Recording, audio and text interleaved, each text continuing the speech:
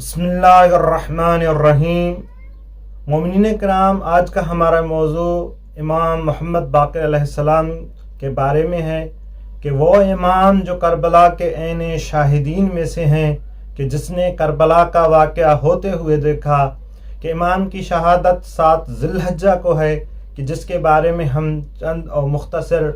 گفتگو کریں گے کہ امام علیہ السلام کا حسب و نسب اور امام علیہ السلام کی علمی شخصیت کیا ہے۔ آئیے امام علیہ السلام کے بارے میں جانتے ہیں کہ امام علیہ السلام وہ امام ہیں کہ جن کی ابتدائی عمر 4 سال ان کے جد امجد امام حسین علیہ السلام کے ساتھ گزری، اور قریب 30 سال کا عرصہ امام زین العابدین سید الساجدین کے ساتھ گزرا، کہ وہ امام جس کا نام محمد ہے اور مشہور لقب باقر علیہ السلام ہے، کہ یہ وہ آفتاب امامت ہیں، کہ امامت کے 5ویں چراغ ہیں، کہ جو امامت کا گلدستہ ہے ان کے 5واں جو پھول ہے وہ امام محمد باقر علیہ السلام ہے۔ کہ عزیزان گرامی قدر، کہ امام کے جو والد ہیں، کہ جس کے بارے میں رسول خدا صلی اللہ علیہ وآلہ وسلم ارشاد فرماتے ہیں کہ امام حسین سے مخاطب ہو کے کہا تھا کہ اے میرے فرزند، کہ آپ کی نسل میں سے ایک ایسا بیٹا پیدا ہوگا کہ جو بروز محشر منادی ندا دے گا کہ سید الساجدین حاضر ہو، تو امام سید الساجدین امام زین العابدین علیہ السلام اللہ کی بارگاہ میں آئیں گے۔ امام محمد باقر علیہ السلام وہ امام ہیں کہ جو کسی تعارف کے محتاج نہیں، جس کے بارے میں رسول خدا صلی اللہ علیہ وآلہ وسلم سے مشہور روایت ہے کہ ابن عساکر لکھتے ہیں کہ حضرت امام زین العابدین علیہ السلام ایک دن جناب جابر علیہ السلام کے پاس گئے، کہ جابر ابن عبداللہ انصاری کے دق الباب کیا، تو جابر ابن عبداللہ ابن انصاری کے محضر میں پیش ہوئے، تو جابر ابن عبداللہ انصاری نے کہا کہ اے مولا، اے میرے آقا، اے میرے سید و سردار، کہ آپ کے ساتھ کون آئے ہیں؟ تو امام علیہ السلام نے کہا کہ میرے ساتھ میرے فرزند باقر علیہ السلام آئے ہیں۔ تو جابر نے جب یہ سنا تو امام محمد باقر علیہ السلام کو اپنے پاس بلایا، گلے لگایا، امام کا بوسہ دیا،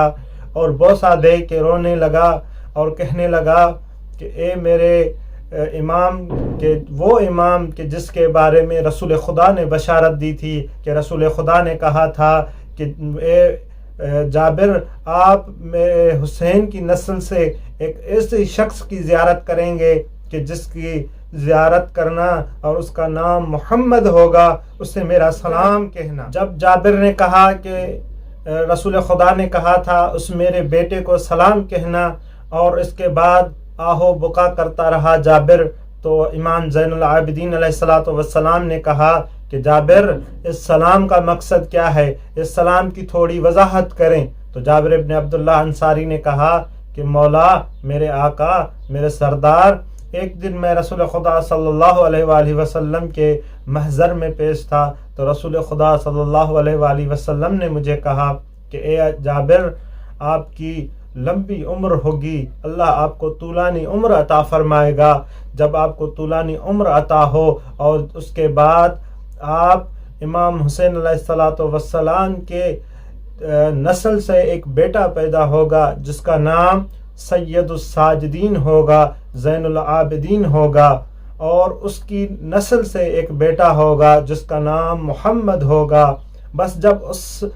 محمد کی زیارت کرنا تو اس کو میرا سلام کہنا، اس کا اصل نام محمد باقر ہوگا اور اس کا لقب باقر ہوگا، اس کو میرا سلام کہنا۔ پاس آپ پہنچنا، اس سے ملاقات کرنا تو میرا سلام کہنا۔ اے جابر، بس جب اس سے آپ ملاقات کرنا تو اپنے رفقا سے، اپنے رشتہ داروں سے بعد میں الوداع کرنا، چونکہ اس کے بعد آپ کی زندگی کے چند لحظے ہو گئے، پھر آپ ہمارے محضر میں پیش ہو جائیں گے۔ تو عزیزان گرامی قدر، اس سے پتہ چلا کہ امام محمد باقر علیہ السلام کو باقر کا لقب رسول خدا صلی اللہ علیہ وآلہ وسلم نے دیا، کہ جس کے بارے میں ملتا ہے کہ باقر اسے کہتے ہیں کہ جو علم کو شگافتہ کرے، علم سے اور علوم نکالے اور راستے نکالے، کہ علم کلام ہو، علم تفسیر ہو، علم سائنس ہو، اور تمام علوم کے جو چیر پھاڑ کر لوگوں کو علم پہنچائے اور علم کے راستے مہیا کرے، اسے باقر علیہ السلام کہتے ہیں۔ آپ کا علمی مقام یہ ہے کہ عبداللہ ابن مکی کہتے ہیں کہ میں نے حکم ابن عتیبہ سے سنا، جو اس وقت کا بہت بڑا عالم تھا، بہت بڑا فقیہ تھا، بہت بڑا محقق تھا۔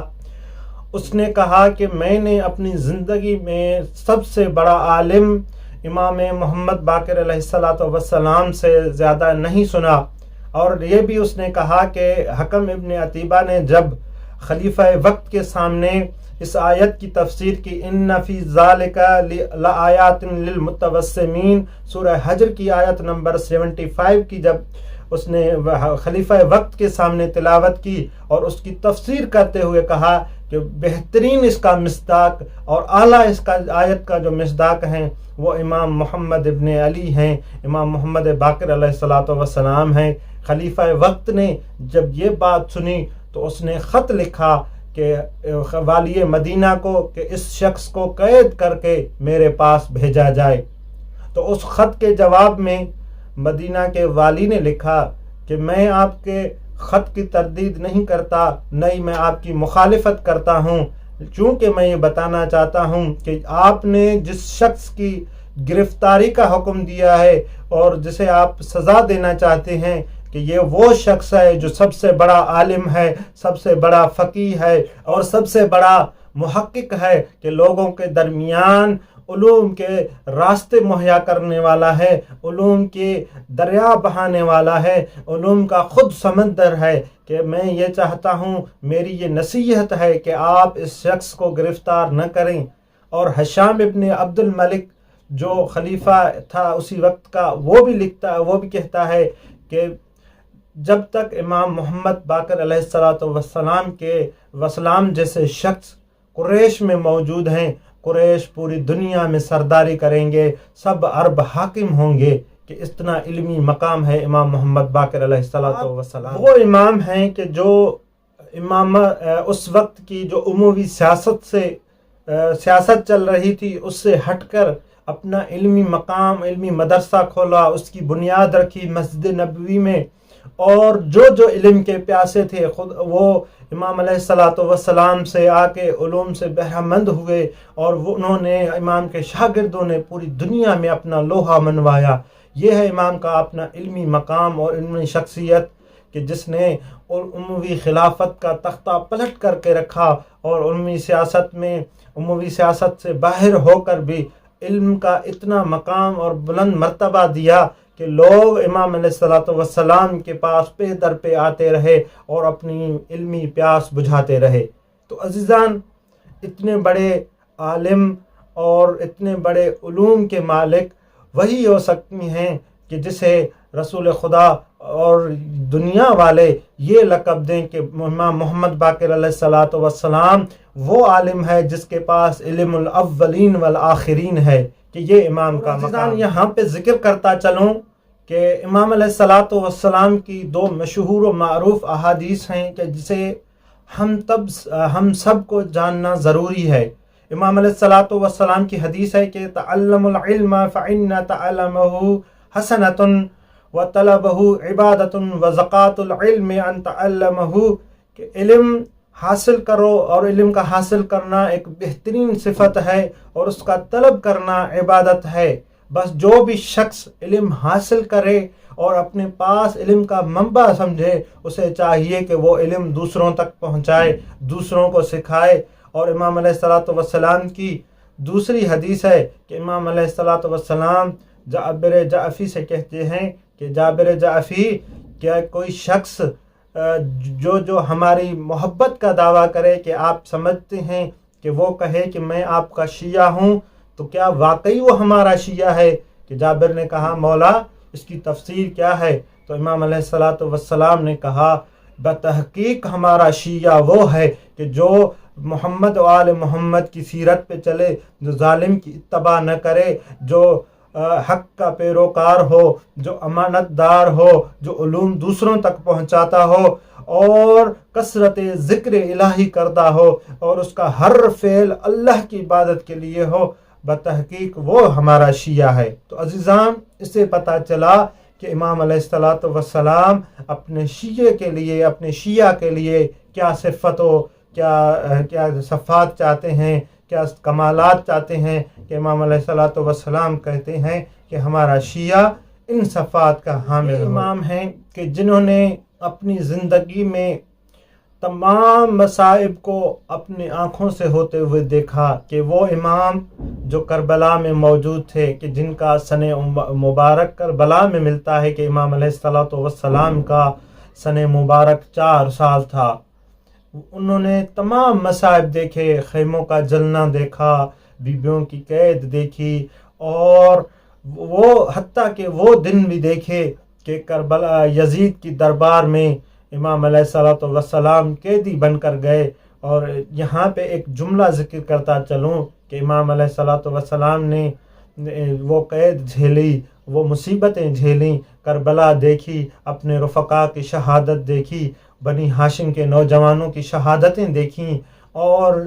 قیدی بن کر اپنے والد اور اپنے سادات کے ساتھ، اپنی پھپھیوں کے ساتھ، اپنی ماؤں کے ساتھ کربلا سے اسیر ہو کے شام تک کے سفر کیے۔ اور عزیزان، یہاں پہ امام زین العابدین کا ایک جملہ بتاتا چلوں، جو امام علیہ السلام کے خطبے کا جملہ ہے۔ امام علیہ السلام نے کیا کمال کا جملہ یزید کے سامنے کہا کہ یزید، تو یہ سمجھ رہا ہے کہ تو اس سوال کا جواب دے دے کہ یہ جو آذانوں میں محمد الرسول اللہ کی گواہی دلوا رہا ہے کہ یہ محمد کیا تیرے جد ہیں یا ہمارے جد ہیں؟ اگر تیرے جد ہیں تو تجھ جیسا جھوٹا کوئی نہیں، اور ہمارے جد ہیں تو یہ بتا کہ جب محمد ہمارے جد ہیں تو ہمیں اسیر و قید کیوں کر رہا ہے؟ کہ اس سے پتہ چلتا ہے کہ تجھ جیسا فاسق و فاجر، تجھ جیسا ظالم دنیا میں نہیں ہے۔ تو عزیزان، یہ اتنے بڑے مصائب امام علیہ السلام نے دیکھے، اتنی بڑی مصیبت۔ اپنے بابا کے ساتھ امام علیہ السلام مدینے آئے، اور امام علیہ السلام نے مسجد نبوی میں علوم کے راستے مہیا کیے، اور علمی پیاس لوگوں کی بجھاتے رہے، اور اپنے علم سے لوگوں کو علمی خیرات دیتے رہے، اور لوگ اپنے دامن میں جو پیاسے تھے وہ امام علیہ السلام سے علم لیتے رہے۔ یہاں پہ ایک واقعہ ذکر کرتا چلوں کہ ایک دن ملتا ہے کہ ہشام ابن عبد الملک آتے ہیں حج پہ، اور اپنے ایک خلیفہ کو، ایک اپنے کیا کہتے ہیں جو نوکر تھا، اس کو بھیجتے ہیں۔ جب امام محمد باقر علیہ السلام پہ اس کی نظر پڑی تو اس نے کہا کہ جاؤ امام محمد باقر سے یہ سوال پوچھ کے آؤ کہ جب محشر کا میدان ہوگا لوگ کھائیں گے پیئیں گے کیسے؟ تو جب وہ شخص امام محمد باقر علیہ السلام کے پاس آیا اور سوال کیا کہ مولا، خلیفہ وقت پوچھ رہا ہے کہ کیا لوگ محشر کے میدان میں کھانا پینا اور یہ اس سے طلب ہوگا یا نہیں ہوگا؟ تو امام محمد باقر علیہ السلام نے کہا کہ حتماً ہوگا، ان کو پیاس بھی لگے گی، ان کو بھوک بھی لگے گی۔ تو یہی جواب لے کر جب وہ خلیفے کے پاس گیا تو خلیفہ ہنسنے لگا، تو وہ پھر خلیفہ نے کہا کہ اتنا بڑا جو محشر کا میدان ہوگا کہ لوگوں کو اپنی جان کی پڑی ہوگی، ہر لوگ اپنی فکر میں ہوگا کہ جب والد اپنے بیٹے کو نہیں پہچانے گا، بیٹا اپنے والدین کو نہیں پہچانے گا، اور ہر کوئی اپنے افراتفری میں ہوگا کہ اس وقت لوگ بھوک و پیاس سے کیسے یاد ہوگی۔ تو یہی جواب لے کے پھر وہ امام علیہ السلام کے پاس گیا اور کہا کہ خلیفہ یہ کہہ رہا ہے۔ تو امام علیہ السلام نے اس شخص کو یہ جواب دیا کہ کیا یہ آپ نے قرآن کی آیت نہیں سنی کہ قرآن کریم میں ہے کہ جہنم والے جنت والوں سے کہیں گے کہ کچھ کھانے کو ہمیں بھی دے دیجئے، تو جنت والے کہیں گے کہ اللہ تعالیٰ نے جہنم والوں پہ کھانا پینا حرام کر دیا ہے، کہ جب جنت والے جہنم والے کھانا طلب کر سکتے ہیں تو روز محشر والے کھانا پینا کیسے طلب نہیں کر سکتے، وہ کیسے نہیں کھا سکتے؟ کیونکہ جہنم اتنی اذیت ناک ہے کہ روز حساب و کتاب اس کے مقابلے میں کچھ بھی نہیں۔ جب یہ جواب لے کے وہ خلیفہ کے پاس گیا، خلیفہ نے جب جواب سنا تو خلیفہ دنگی قدر آخر میں یہ جملہ کہ امام علیہ الصلوۃ والسلام کو اسی خلیفہ ہشام ابن عبد الملک نے زہر دلوایا، کہ بعض نے لکھا کہ امام کو خورمے میں زہر ملوایا دے دیا گیا جس سے امام کی شہادت ہوئی، اور بعض نے لکھا کہ جس امام جس گھوڑے پہ یا جس اونٹ پہ سوار تھے کہ اس کی زین پر زہر چھایا گیا تھا، زہر بچھایا گیا تھا جو جسم تک منتقل ہو سکتا تھا، جس پہ امام بیٹھے اور وہ زہر امام کے جسم تک منتقل ہوتا گیا۔ اور مین اور آخری بات یہ کہ امام علیہ الصلوۃ والسلام نے جب امام کو زہر ملا اور امام کو پتہ چلا کہ مجھے زہر مل گیا ہے، تو انہوں نے امام علیہ الصلوۃ والسلام نے وصیت کی امام محمد باقر علیہ السلام کو کہ اے میرے بیٹے، آپ میرے بعد خلیفہ اور میرے جانشین اور آپ ہی امام ہیں اس امت کے، کیونکہ ہر امت کے لیے کوئی نہ کوئی حجت ہوتا ہے، اور میرے بعد اللہ کی طرف سے آپ حجت ہیں۔ اور مین اور اہم جو امام نے وصیت کی وہ یہ کہ امام علیہ الصلوۃ والسلام نے تاریخ نے لکھا کہ 800 درہم امام جعفر صادق کو دیے، کہ یہ 800 درہم ہیں، جب بھی حاجی منا کے مقام تک پہنچیں تو 10 سال تک آپ میری مجلس برپا کرنا، اور حاجیوں کو میری مصیبتیں اور جو اہل بیت پہ مصیبتیں آئی ہیں وہ بتایا کرنا، یہ اس میں صرف کرنا کہ یہ درہم و دینار میں اس لیے آپ کو دے رہا ہوں۔ تو عزیزان گرامی قدر، پتہ چلا کہ امام کا علمی مقام کیا ہے، کہ امام کا مرتبہ کیا ہے۔ آخر میں دعا گو ہیں کہ اللہ تبارک و تعالی ہمیں ائمہ معصومین کی سیرت پر چلنے اور اس پہ عمل کرنے کی توفیق عنایت عطا فرمائے۔ اللہم صلی علی محمد و آل محمد۔